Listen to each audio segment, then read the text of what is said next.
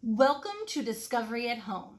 Today, we're going to create an instrument, a musical instrument.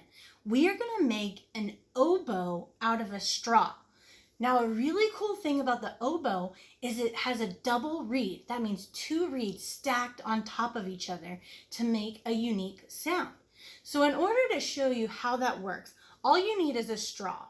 And the first thing you need to do is flatten the end of the straw so that it's pretty flat compared to the rest of it.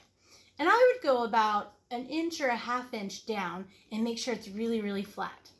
Then take your scissors and cut the edges so that it kind of makes two little flaps on your straw.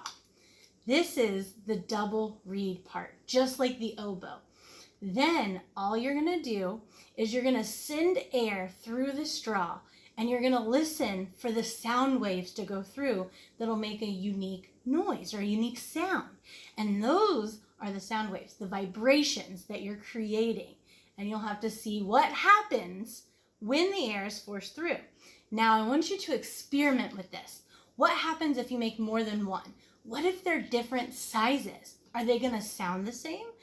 You could also experiment with the shape of the reed at the top, or where the straw is at the top.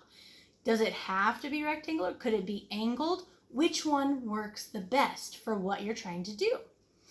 I would love to see what you all experiment with and see what you come up with. But this is it for this Discovery at Home. We'll see you next time. Thank you. Thank you. Thank you. Thank you. Thank you, Evergy. Thank you to Evergy for making Discovery at Home possible.